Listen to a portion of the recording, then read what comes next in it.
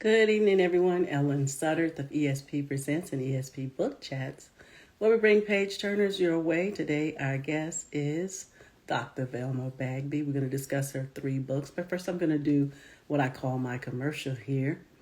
How are you guys doing today? Hopefully, you're doing fine. We are going to discuss three of her ebooks, and it's a part of her anthology, but we'll talk about that more. And we are so looking forward to this. This is day one, and we'll talk about the ebooks today. And the other last 2 days, we'll talk about her book that she wrote about her mom. OMG. And if you guys, again, I'm Ellen Sutterth of ESP Presents and ESP Book Chats, where we bring page turners your way. If you'd like to have a show with us, do email us at Mrs. Suds at yahoo.com. Some people might say Miss Suds, MRSSUDDS at yahoo.com. It is our 3-day show, and it is valued at $250. One of our most popular shows. We deep dive into your book, and we go way deep. We read the first 10 chapters, and we talk about them on those days, and we do finish your book, and we do give you a honest book review. And you stay tuned for that. All this is inclusive in that. We have some April shows coming up too as well. April is pretty full. We got some shows there. And we are so looking forward to that. And we will have Dr. Velma here. I'm not going to try to hold it to memory. But Dr. Velma will be here March 11th, 18th, and 25th. And we also have William McCrary. He has a book. I'm sorry, I didn't have it in my hand. It is a book about his son, and it is a dinosaur book. I'm sorry, I didn't have it in my hand at this time, but he'll be back on, and it is talking about autism awareness, and we'll have him back. We had to reschedule one of the shows, and so now we're going to have the show that we're going to have on the 6th. We rescheduled that to the 20th of March, and so he'll be here on this coming Thursday, and we will talk to him about places out in public. What is it like with his son being out in public and having autism? And you know how that could be in public and different things like that. And, you know, he wants to bring whether awareness to the able-bodied, I'm sorry, hopefully this is loud enough. He wants to bring awareness to the able-bodied community of how we interact with those who have autism. So his son, Winston, it is a wonderful book. So guys, you look forward to that. Also, in April, that is, to my understanding, Autism Month. And they have a lot of things lumped together in each month. But we're going to do our autism panel. That's going to be audio only, and it's going to be on Noon Vibe, which is Noon Vibe. As I said, you would have to download the app, www.NOONMV as in Victor IBE Noon Vibe, and you will follow Ellen Sutter on that one. And let's see, I am to invite, sorry about that, guys, invite Dr. Velma in.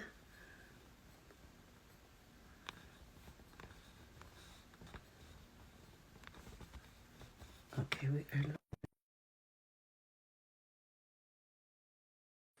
hopefully that works well. And stay tuned for our shows. Again, that's going to be on Noon Vibe, our autism panel. We want to know, what do fathers, what is it like for them having sons with autism? Hopefully, let me see, you can get that back. I'm going to do it one more time. Let's see, did that work? If not, just invite yourself. There you go. Invite yourself there. Let's see how that goes. I'm going to accept that.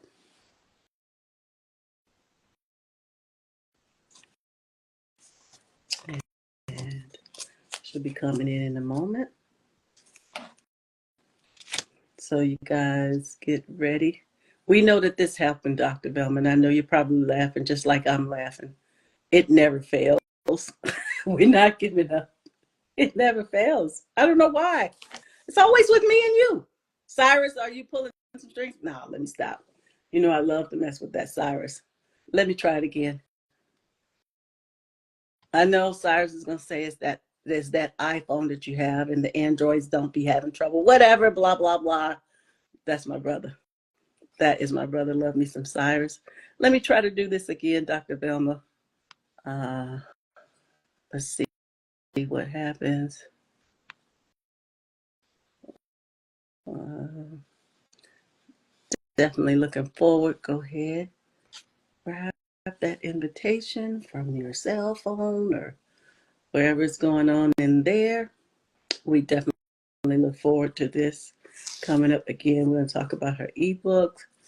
And then the last 2 days, we'll talk about her book.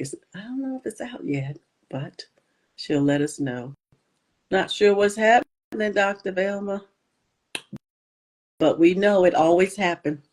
So while that is happening, again, hello to you guys. Thank you for being here. Thank you for those who listen in replay time. Thank you for that. Thank you for sharing, swiping, and sharing. We also thank you for that as well. I'm going to try this again.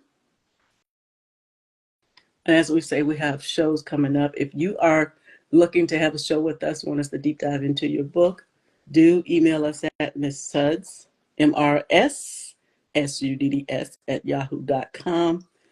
Email us there and put in the subject heading book interview. We like to call it a book interview because we're actually digging in and talking about your book. Not you personally, but we do hit some highlights on you. And I'm not sure what's going on, but Dr. Velma will be in here. We know that this happens. Dr. Velma, I know you're just really laughing because I am too as well. Those dates, guys, I didn't want to hold it to memory, but let's see. I see that request. Come on in the room. And like I said, we know that it happens all the time. We know that it happens all the time. What? It's only with me. I think Cyrus is pulling some strings. I think he set it up, right? He's got something. It's Like, only with me and you. It's not with you and Cyrus. ah, I see y'all hop on real fast, I but know. it's What's only the with pro- me and you. Cyrus pulling I, strings. He I gonna think get me. so. We're He gonna gonna we're get gonna me. get the word out. Stop it, Cyrus. And I know what he gonna say. It's those iPhones. Mm. Hey, Whatever. hey, hey! There's our literary ambassador. Hey, Hey. hey, hey! Hey, Miss Queenie.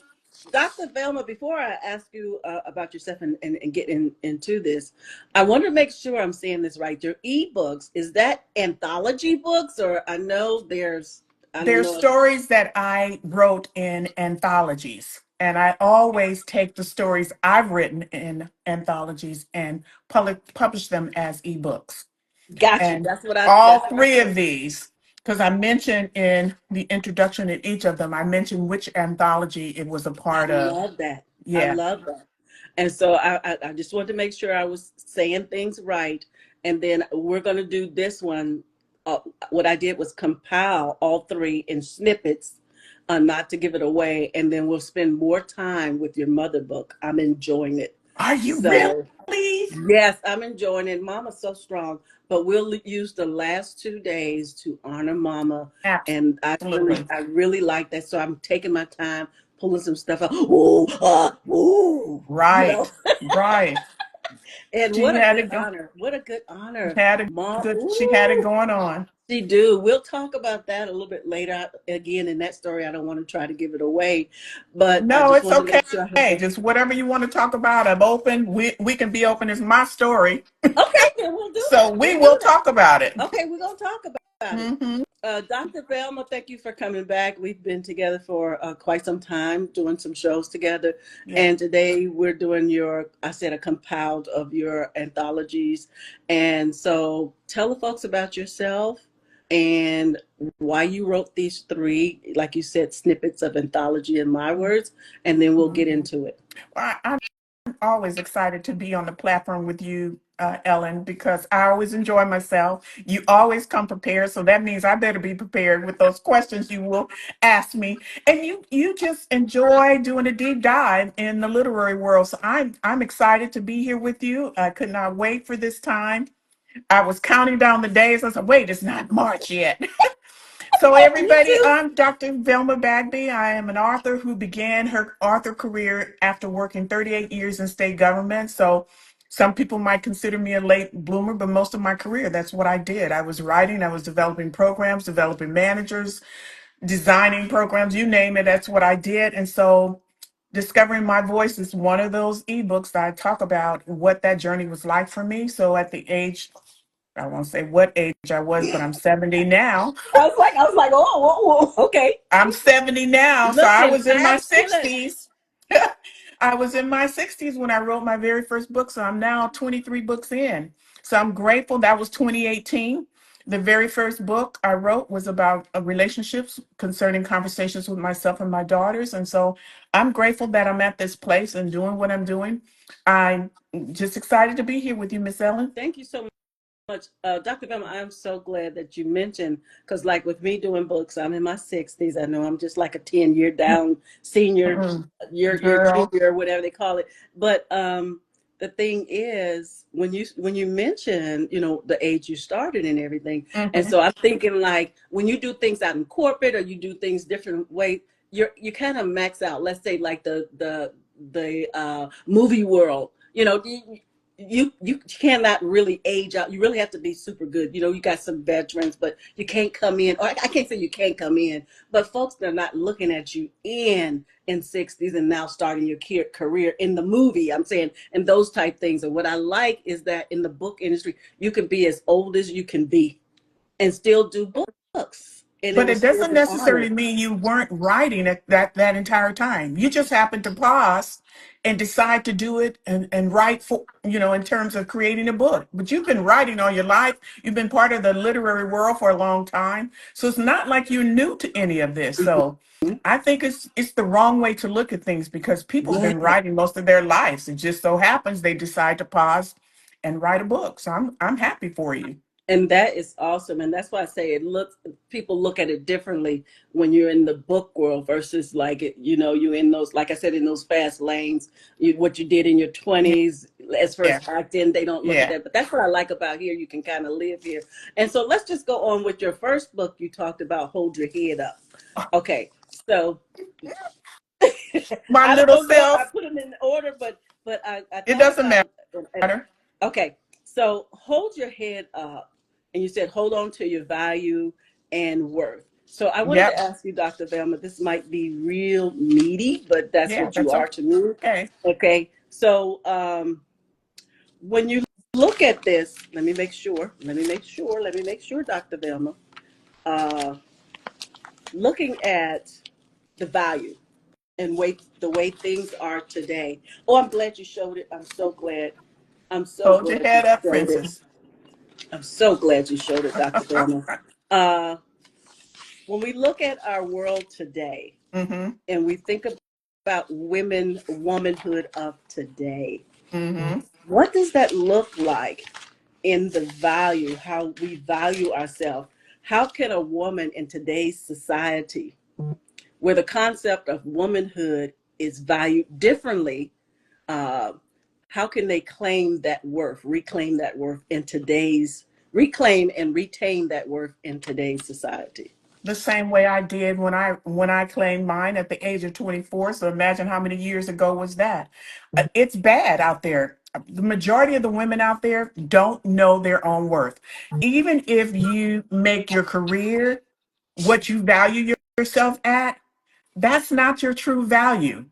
the true value that you have as a woman is what God made you, what God spoke of your life, how why God created you, why it was necessary for a woman to even exist. He could have stopped with just creating the man by himself and just that was it. But he didn't. It was necessary for the woman to come. And so it's unfortunate that so many don't understand and have not embraced their true worth, the worth that God has placed and value God has placed on our lives.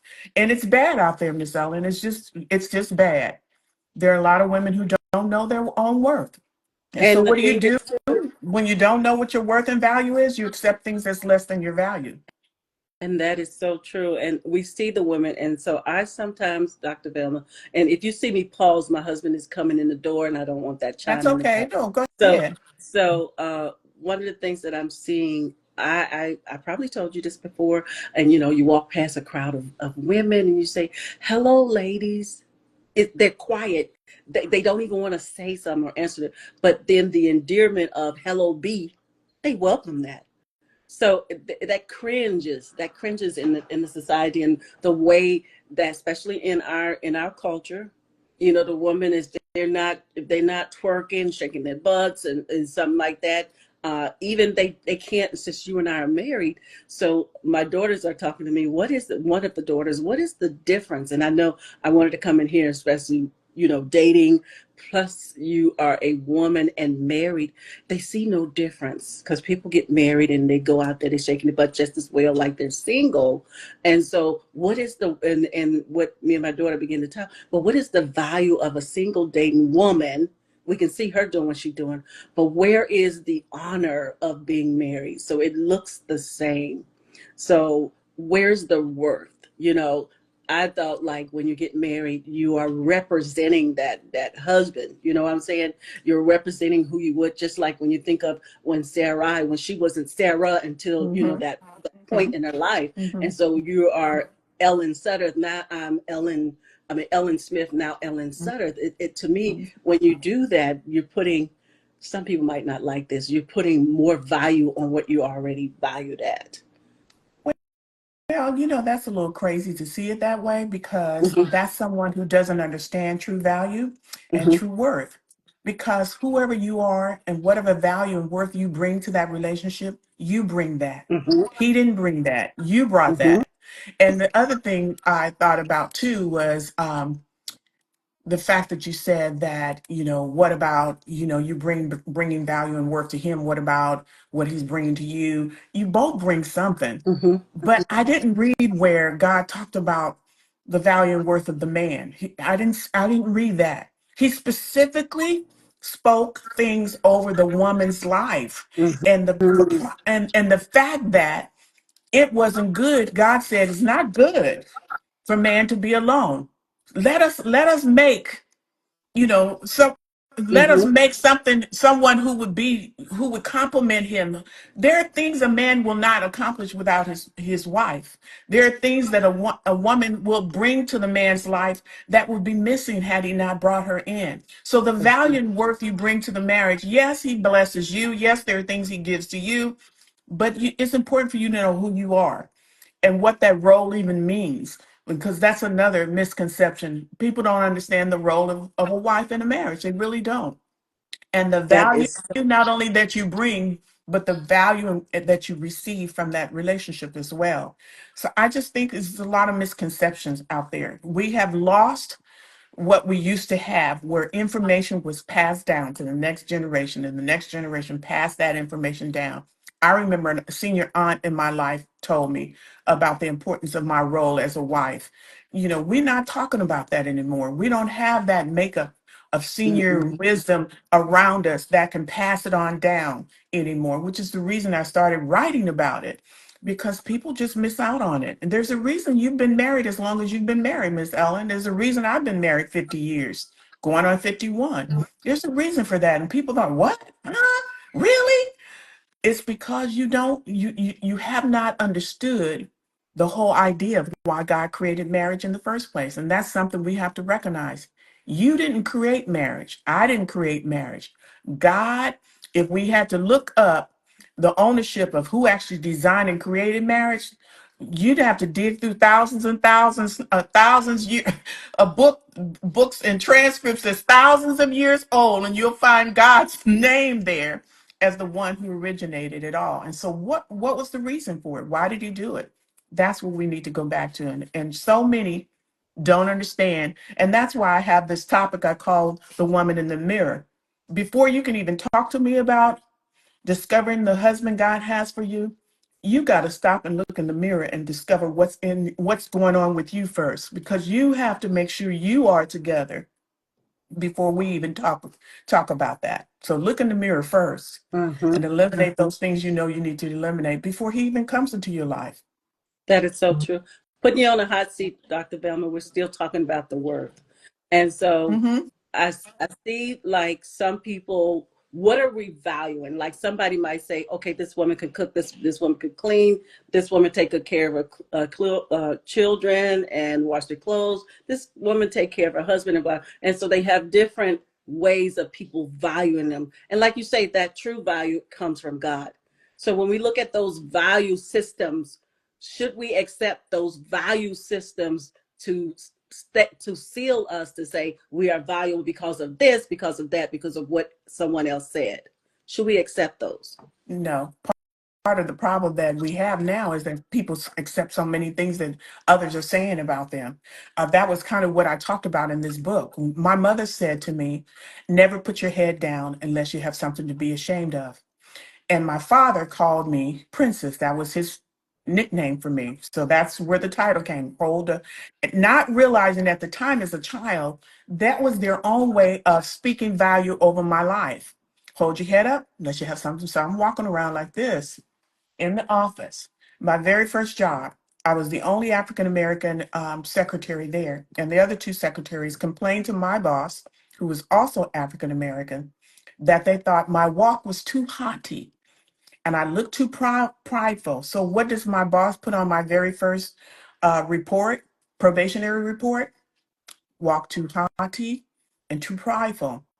So, in the book, I talk about how the world and the things around us will try to break and tear down your value. That's why it's important for you to know that you have it in the first place. If God said you were more valuable than rubies, then guess what? Try Googling a ruby and tell me 1 carat ruby and tell me how valuable is that? Not that it's a dollar sign on you, but what he was trying to say to you is equate yourself to a ruby. Raise your value level to that level. And that tells you how valuable you are. Also, in the beginning, I said that God said it's not good that man should live alone. What was his answer? Woman. His answer to that problem that was not good, I better create something good. So there's another one for you. He said, you are good. And so what do we do to all of that? We start chipping it away. The world starts telling you, you're not good. The world starts, oh, you don't have this, so you're not good enough. The world starts, that's what the story is about, how the world began to chip away at what my parents spoke over my life. And it wasn't until later that I realized in their own way, they were trying to tell me, this is who you are, hold on to this. But the world began to just say, no, we're not going to let you have that. We're not going to let you hold on to it. And that's what's happening to so many now. That's why it's so bad out there. And it saddens me when I see women, and you can look at them and listen to them talk, watch their behavior, and know immediately they don't value themselves.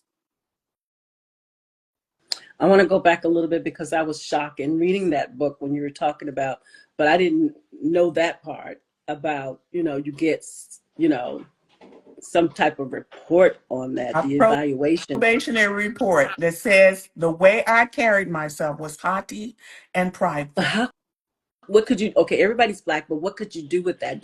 I mean, can you take some money away? What is, that should be the So, greatest so thing that you So are as how did black, I the greatest thing. change the way in which I walked through the office? I started holding my head down, holding my head like this. But inside, my head was still up. That's drastic. So I It did has nothing to do this with your work ethics. It has nothing to do right. with, But inside me, my head was still up. I had the big lips. I had the kind of lips that looked like they had been shot with Botox. And I practiced for years doing this. So my mm, lips are a lot smaller now because I practiced pulling my lips in.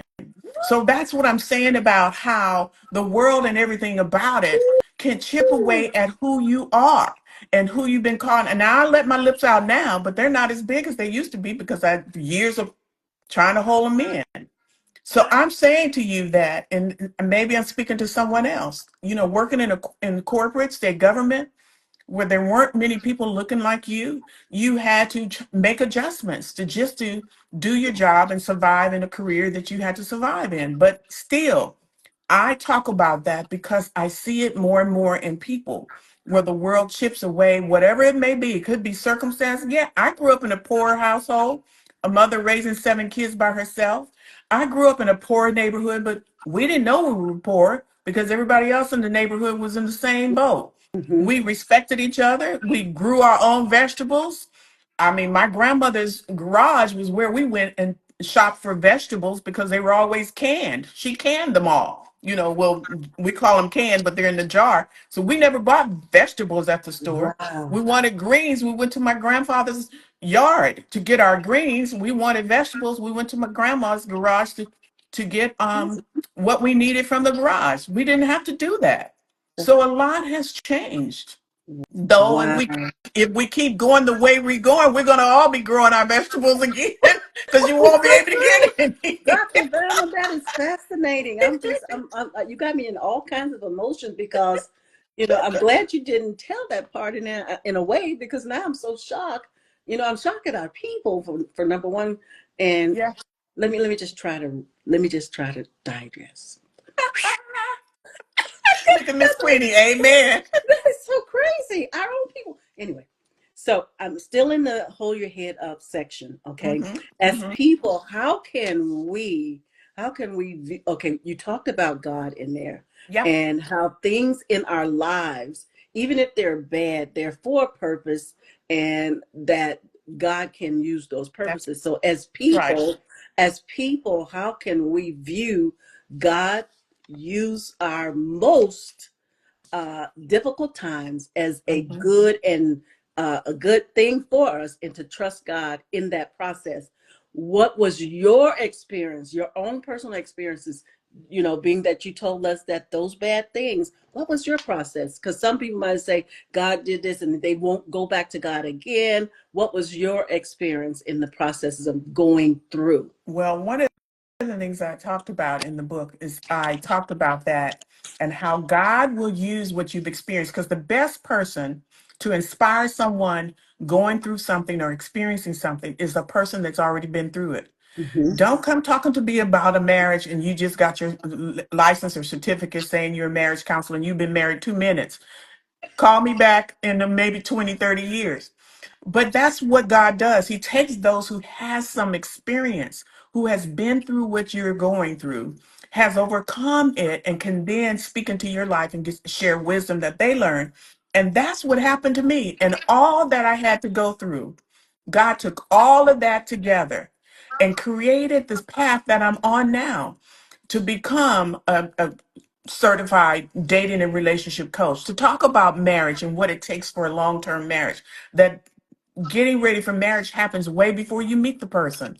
And Mm-hmm. we have nothing that's put in place that's teaching us how we were taught in the past. And then also the way they chipped away at my worth, understanding that so many women don't understand their value and worth, why that conversation has to happen first. Because that's where you begin. You need to understand who you are first. Why do you want somebody in your life? Look, they're not coming to make you happy. That's not their job. Mm-hmm. You should be happy already. That's right. They're not coming to fulfill anything in your life other than coming to partner with you in your life so that together you guys will partner with each other. That's not their role, and that's humanly impossible. Mm-hmm. The only relationship that will help you to get to that point is your relationship with God. You should establish that first. Then understanding how to love yourself. That's what the love tiers are. Mm-hmm. Love God first, then you'll learn how to love yourself. Then comes everybody else.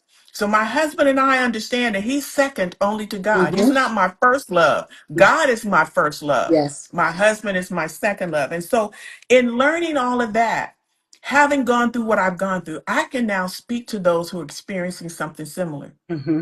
I can speak to those who have gone through or are going through something I've already gone through. So that's why I wrote that book, because those experiences helped to prepare me to be who I am today. And Mm-hmm. so that's why. So no matter how hard they tried to chip away at my worth, God helps me to reclaim it. And I had to begin with Him, my relationship with Him at the age of 24. I had to start there and rebuild. And remember, I started working right after high school. I was almost 19 when I started, no, 18 when I started working. And so it was brand new for me. And yet that was one of the first things I got hit with, was that poor probationary report. Well, it was good in terms of all my work, because I worked harder than any secretary in that building. Matter of fact, the other two was always sitting around talking. I said, man, I bet if I did that, they would write me up right away. But Mm. I worked hard because I enjoyed what I was doing. And yet, with all the rave reviews on my probation report, that was that one negative on there. They couldn't find anything else other than how I positioned my head when I walked through the office. I'm still thinking, Dr. Velma. I'm glad you brought that back up again because still thinking, and I'm trying to figure out. Okay, whose bird eye view are they doing? Okay, here she come. She got her head up. She better have it down. What was that? I mean, like, did you do You're it the not entire time working. being there? You're not working. You're sitting around talking, watching everybody else in the office, not working. That was the key right there. Now, they weren't getting written up about not working, but they had time to observe me while I'm busy going through the office doing my job, and wanted to talk about how I held my head. So yeah, Mm. Woo. I'm glad you didn't break a piece, but that is some good advice to give to I, the working world. It's I a little kept my crazy peace though, now. Law. Look, I kept my peace, Miss Ellen. And I Yes. remember when I got promoted to deputy administrator, I was called to another office to go and visit because I had a meeting. And who did I see when I walked into that office? One of the young ladies had become one of the staff. And she looked at me. I said, hi, I'm Dr. Velma Bagby, and I'm here for the deputy administrators meeting. And she went like this. She said, oh, yeah, I saw your name. Come on in. She didn't say a word, Mm. but she definitely understood the respect that the level that I was at required. I didn't say, how you doing today? Oh, I'm good. I didn't say a word. I just put it to rest because I'm over it. I was over it in that moment because I knew I had to find a way to handle it on my own. And I didn't take it personally, but I went on with my life. But God allowed us to cross paths again. Mm. And I know He was counting on me to handle it Yes. the right way. And I did. I did. And that's so true, Dr. Velman. And give us a chance. We say we're over something, and God will make that way where you have to Yeah, cross that. And what are you going to do about your own self control? And what is you? absolutely. That's all And that that's what I matters. tell my daughter when I talk to her. I say, yeah, somebody might hate me. Somebody might say, no, Mama, love you. I said, no, so everybody can't do Ellen. But the thing Hmm. is, it's Hmm. all about. Even though they treat us bad, I know this might sound crazy, but even though they treat us bad, it's all about our experience with them. That's probably their experience that they put on us, but what we give back to them. Whatever that You reason know. was, that was on them. I know Mm-hmm. that God holds a record in Mm-hmm. heaven, and I trust His Yes. record. And because He holds the record, I want Him to always see how I respond to those kind of things, because my blessings come from Him, not from those people. My blessings come from Him. And I Wendy always said want to we sure keep, can't do Ellen. uh I know oh, the handful. God knew what not to cause to cross your path, Ellen. Yes, yes. Thank you, Miss Wendy. He trusted me.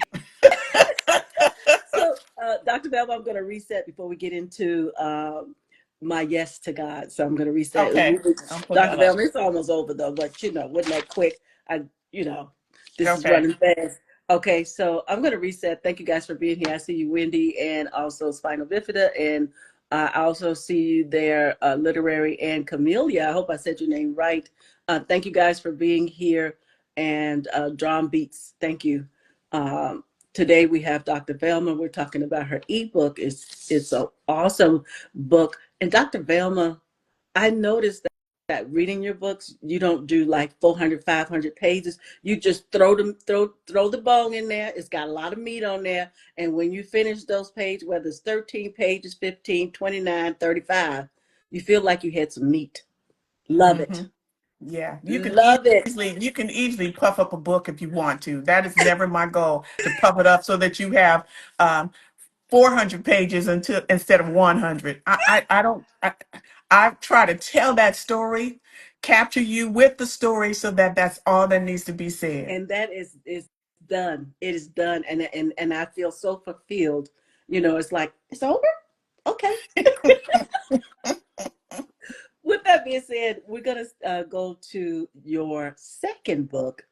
For those of you on here, we talked about Hold Your Head Up, and it was about Princess. I want to go back a little bit before I get into that one. And when you graduated, tell us about that, the princess thing, and your mom's reaction.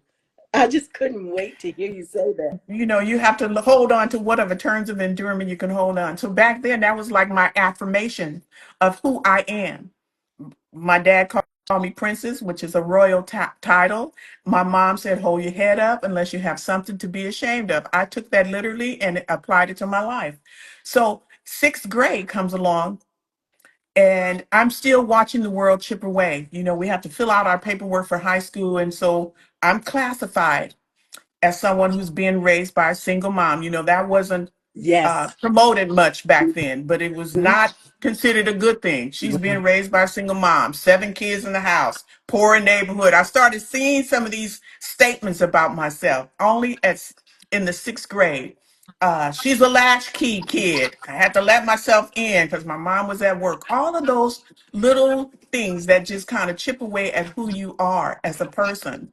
So when I got ready to finalize the paperwork for high school in the sixth grade, everybody had a middle name. So I said, you know what? My dad calls me Princess. I'm putting that in there. So my mom didn't know about any of this until graduation when they announced my diploma. Velma Princess Johnson. My mom, that's what she said. Where did that? She looked at my diploma. Where did that come from? I said, well, sixth grade, everybody had a middle name. And I figured since dad called me Princess, I'd put that in there too. Trying not to, again, stand out with a title. I said, well, I'm going to give myself one, and Oh it my will be goodness. Princess. I laughed so hard. I said, I can't wait, Dr. Velma. I can't wait. Your mom's surprised. I mean, I Yeah, can see if your mom know, but she's yeah, shocked. yeah, yeah. I was floored. I said, no, no, no, you didn't. Yeah, Yes, you I said, yes, did. you It's did. it's a permanent record. Velma, you want to say I'm not a princess? I'll show you my diploma, my high school diploma, and prove it. Love it, love it, love it. That was beautiful. Brings us to book two. I had to have that. My jaws are hurting because it was hurting me when Right. I read it. And by But the way, that book, that particular story was part of the. She said, no, not she said. That was part of the one women in the waiting room mm-hmm, anthology, the very first one. mm, My Yes to God was part of the She Said Yes to Herself anthology. And think about it. I wrote My Yes to God first. yeah. I went back to my childhood, the second anthology, the one for the women in the waiting room.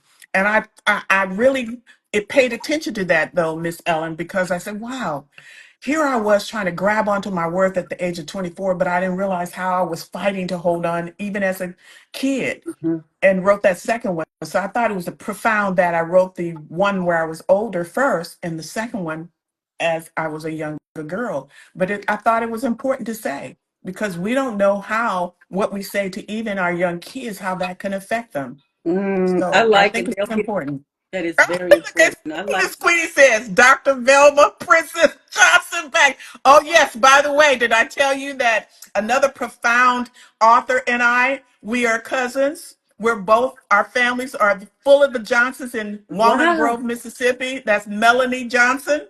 wow. No, I didn't know. Yeah, we found out by mistake. I said, wait a minute. Walnut Grove, Melanie. And she said, you have to be a cousin. I said, because it's full of Johnsons in Walnut Grove. She said, I know. Called my cousin, and I remember when her mom was sick, my cousin said, yes, we do know her. I said, yes, that's true. I said, okay, cousin Melanie. Whitney said, "Wow, so true. Wow, wow."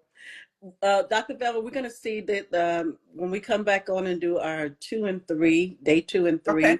3, they're gonna Okay. hear a little bit more about the waiting room. I was fascinating, and I just felt A so new good. story. And you talk about your mom My and the mom. story, and you give different Yes. illustration of folks being in the waiting room. Yep. And I was like, OMG, Yep. that's her waiting room. Yeah. That's her. It's like to me saying, and I'm going a little bit ahead of myself, and then we'll go No, back in. that's It's like okay. the way you wrote that is like, yes, she may have went through this, but that's her waiting room.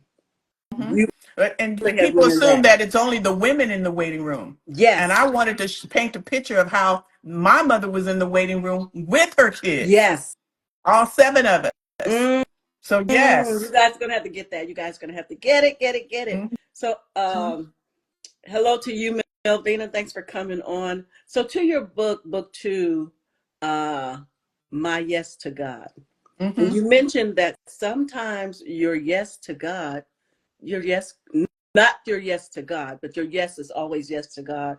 But when you involve others, like you say, it's you and it's God, and then it's yourself, and Mhm. then it's others, how you treat Mhm. others. In That that that's order. here Mhm. in that order. Mhm. And so when I thought about that, and sometimes your yes could be no, and it's okay. So when I thought about Yeah, that, I was saying, that's how right.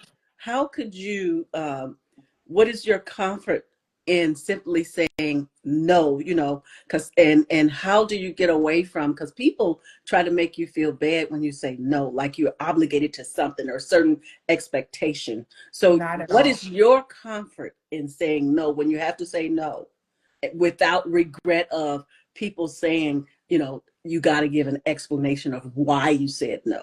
No, you don't owe anybody an Hmm. explanation. You can just simply say, this is not something I'm feeling at this point. What I feel in my spirit right now is a no. Hmm. That's Look at you. You said it. it simply like that. And I was like, Yes. period. And what I'm feeling in my spirit right now is a no. Wow. No apology necessary. I thought about it too. Something I said in that book.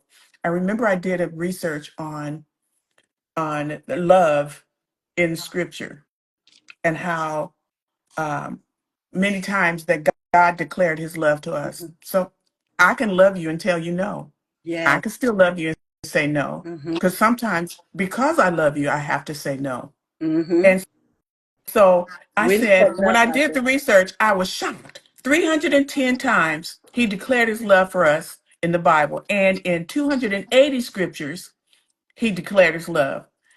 Now, despite all of those many times he said it, even me, even you, we can tell the people around us, I love you, I really love you, I really care for you. And when we tell them we love them, it's more than just love. Love is our covering for you. Love is making sure that you have what you need. Love is making sure that I'm there for you. All of those things concerning our love. But if you don't receive it and don't believe it, it doesn't matter how many times I said it. Because even in my no, you already know how much I love you and how much Exactly. I care. So Yes. you should be able to receive it as something that in me is the right Hmm. thing to say at that time. So I said that in the book. I said, how many times have God said how much he loves us and how many people actually believe it? Hmm. Even if he just said it once, we should have accepted it and believe it, but we don't. And so there it is with us. We can express, demonstrate, show it, exhibit how much we love through what we do, through our service to our family, through the people we love, all of that. But unless you believe it, unless you receive it and accept it, you're not going to ever understand what kind of love we have for you. It's so true. Do you think Mhm. that part of that is our human, uh, the way we use love so loosely? Like I can say, which this is true, you're beautiful, Mhm. your hair is beautiful, I Uh-huh. love your hair, right? And so we use the word love so loosely. And so love sometimes for us, the way we mishandle love, it could be, you did this for me, now I love you. You gave me this gift, now I They don't love you. have an So could it be understanding like of that? love. I remember That's what I'm saying. Those my daughter and I perceptions of were that. talking about 1 Corinthians 10:13, and someone Hmm. had the question, are in that particular description of love, are there boundaries? I said, first of all, we mix up a lot of stuff with verbiage that the world uses. I Yes. don't like to use the words self-love because anything where self is in the front of a I word The scripture describes it as something totally different than what the world says. Mm-hmm. Self love, self this, self esteem, all of those self. The scripture describes self as that part of our lives before we came to know God. Mm-hmm. So anything I've discovered about me and that I embraced about me, I found through Him. And Yes. so I found that we just don't know what love is. I said, there's no such things as boundaries in real love. Mm-hmm. We're talking about as I'm getting to know you, I better have some boundaries, which many people There you don't. go. There you That's go. when Yes. that's where the boundary should. But the love in First Corinthians, love does not vaunt itself up. Love covers you. All of those things that it says about love, there's no boundaries necessary or needed Mm-mm. when real love exists. The problem, like you said, is we don't know what that is. We don't. Well, the scripture says God is love. You want to know what love, real love looks like? Take a look. Mm-hmm. Says God is love. Yeah. That He sacrificed His Son when not even with no guarantees that any one of us would believe. Yes. He still did it. That's Yes. love. That is That's love. that love. And so somebody also mentioned, well, why is it I have to cook? Who said the woman? I said, now see, there we go again. I don't cook because I have to. Mm-hmm. I cook because I love my husband and my family, and I want to make sure they have the right things to eat. Does Mm-hmm. my husband cook? Yes, he does. Mm-hmm. But it's about me serving the people I love. And so we get that all misconstrued about what real love is. Tina said it, yeah. I want to know what love is was one song, and what's love got to Got to do do with with it? it. Tina said. and and we just miss it all We together do. We because love do. requires that we leap Mm-hmm. and just love. Yeah. Once we discover what it really is, it requires Mm-hmm. that we just leap and just love. Is it Mm-hmm. perfect? The only one that's perfect that I know of is the one we just mentioned in the Yeah. scripture. Yes. We're not going to be, but it does require that we show grace to each other. Mm-hmm. It does require It that. does. Just, It does. but anyway, Miss Ellen, let me not get you we off track with your story. done I'm it. We not finished. I'm not here as Dr. Velma the preacher. Let me put that hat down. Or the teacher. Let me put that down. I'm here as the I love it. author. I love it. I'm learning more and more of you this day. I'm learning more and more of you this day through what you're doing and just the conversation. I love our conversation. This brings us to our final. We are coming to the close of this, and we'll be back again on the 18th and the I 25th. So cannot wait to come back to be with you. I cannot wait either. It's a lot of things that we're going to, hopefully, we don't be ending up crying because it's a lot of stuff your And we mom gonna did. And I'm tell Cyrus we had a good time too. and she said it's in you, Doctor. Period, Dr. Velma. This is the I'm fun. trying to contain myself, Miss Wendy. Yep, that's just you. That's just you. I love it. Can't wait to look at the replay. So, Dr. Velma, your last ebook, you talked about finding your voice. Mm-hmm. And so when you talked about finding your voice, you mentioned about corporate and Miss Queenie just tagged Cyrus. oh no, she didn't. You Yes, didn't she even. did. Why are you starting stuff, girl? She mm, mm, fire It's on starter. now, Miss Queenie. When you talked about the corporate finding your Mm-hmm. voice versus the corporate, you have a corporate Yes. voice. So, Yes. Dr. Vanderma, at what point did you find your own voice beyond the corporate atmosphere? It took me 6 years. So I started writing that very first book right after I retired, once my daughters convinced me to write it. It took me 6 years. I had to find it because the reason it's called laryngitis because the only voice I understood for years is what the agency required. I had to speak for them, I had to write for them, I had to know what they wanted to say, how to formulate their sentences, how to design their templates and whatever I was working on. So to step away from that, I had to determine, okay, how do I want to say this? Mm-hmm. So I had to read a lot of how-to books. I even reached out to someone who's very who's well known and had several books out to see if I can get some help. But sometimes with some people, you have to dial 1-800, sign up on my site and pay your $60 before I'll tell you anything. Yes, yes. So I invested in how-to books to try to discover what I needed to know and understand about the literary world because I didn't. I came from a corporate world and Mm-hmm. that voice I knew very well. So I had to take my time and it took me 6 years to write my very first book. So in Mm-hmm. 2018 was my very first book that I retired in 2012, released my first book in 2018. Mm. Wendy says she's so happy you found your voice. Yeah, but And after that book, I thought everything had to be nonfiction in the Christian environment. That's later is when I discovered in writing the Catch series, I wanted to write like Jesus wrote. Jesus mm, told stories. He wasn't preaching. He just told if he had somebody he needed to help out, he told them a story using something they could recognize. And in the story, he allowed them to recognize themselves in it and the trouble and the situation they were in. He included in the story a way out so they knew how to fix it. And at the end, he just said, "Now what you gonna do?" He didn't. He just walked wow. away, let them decide. And I Yes. said, God, that's the way I want to write. And that's how the Catch series was born. I discovered Christian contemporary fiction. I said, this is what I need to write. I need to write fiction so that the Beautiful. stories would really relate to people. That's how I got there. I love it. But yours is, and not to puff your head up, but it's going, but I am, okay? But your story, because with me reading, and I've read some Christian books, and like it's like trying to preach to you and giving you a whole bunch of scripture, and people want to read.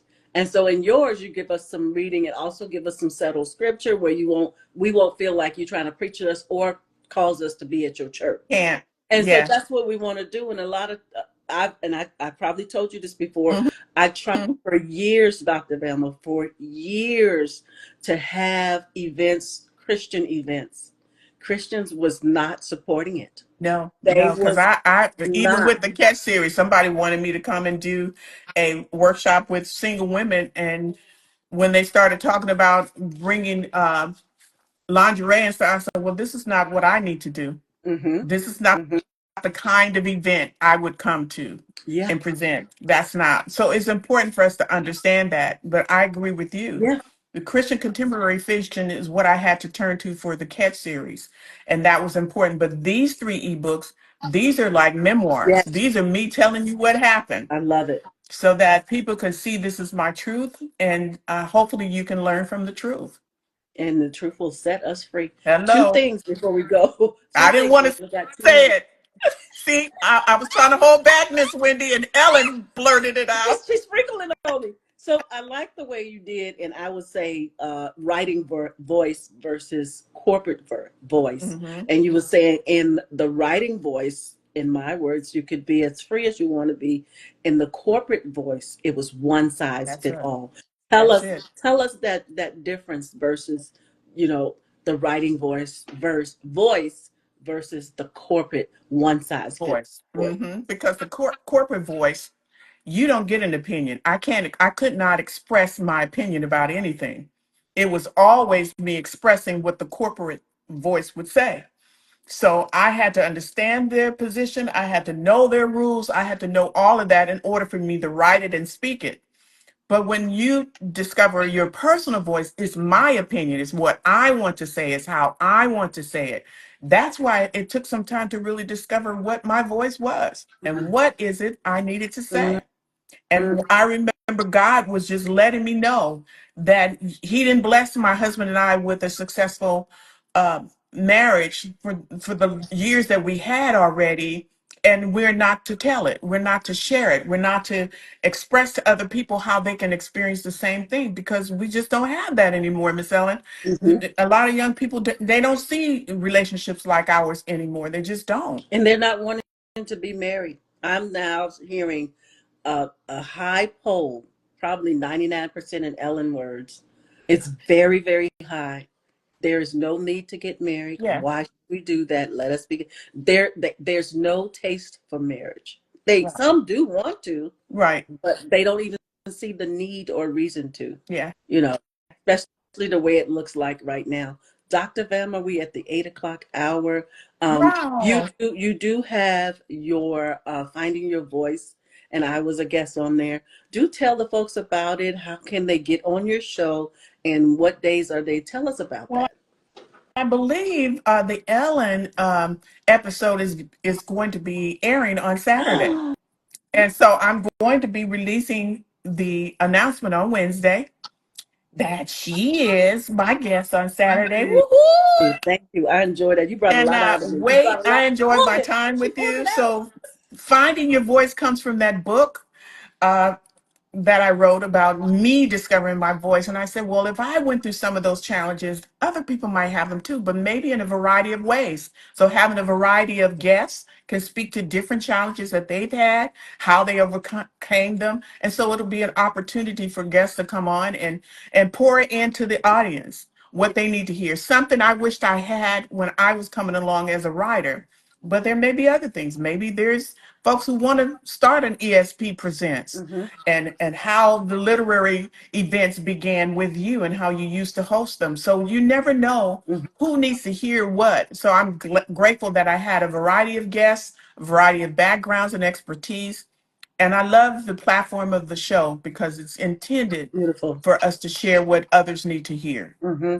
And Dr. Velma, still tell us what days or where it is. But the show, for me, in my personal opinion, it's raw and it's real. It's Mhm. authentically you. And so when you ask So, yeah, those questions, when you ask those direct questions, I wanted to someday talk about it, but you caused me to really talk that's about it. And so awesome. they're hearing, Yeah, and it's some yeah, things, my highs, my lows, and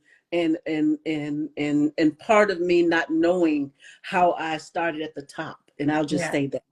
Not yeah. even knowing, It's Dr. beautiful. Vernon. Not And even look where knowing. you are now. Yeah, yeah, That's not awesome. knowing.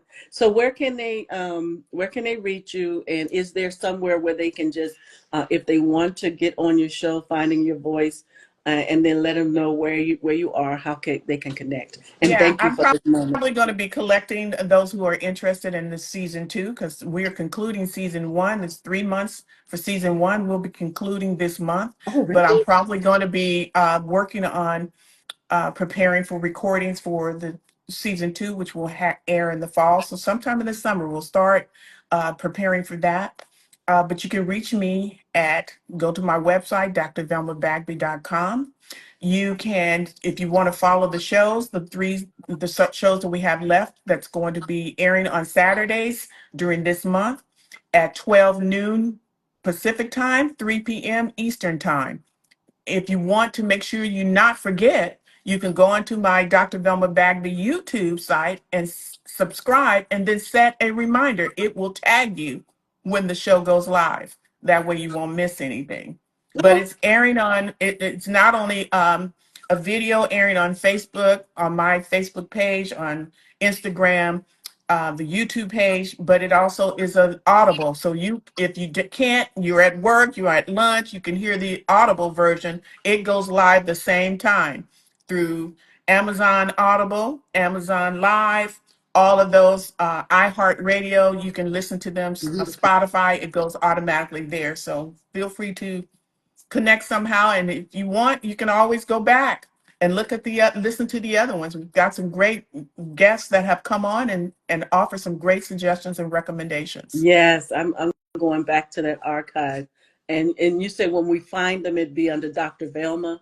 That's how we Bagby. your name back, Mm-hmm. and Yeah. that's everywhere where we can look and find you. Yep. Okay, I'm That's definitely going right. to go to all those avenues.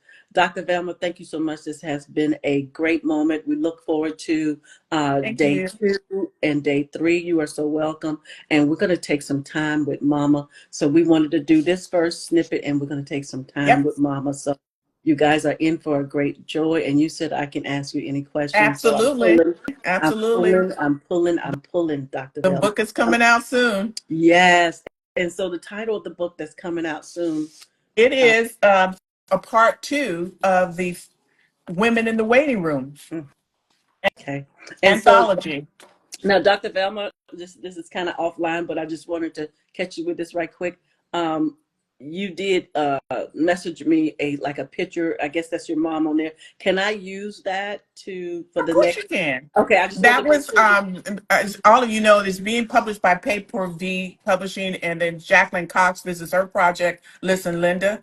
So she designed the covers. That's the cover that's going to be on my section, my story. Okay, So I'm looking forward to it. So you absolutely use okay. what I I just sent you. want to make sure I wasn't getting Mhm. things before they were printed out. I wanted to make sure I did protocol. You have an amazing day. Thank you guys for being Thank you. here. Thank you, Miss All Wendy, right, Miss Queenie. all Take right. care. You too. All Bye. right.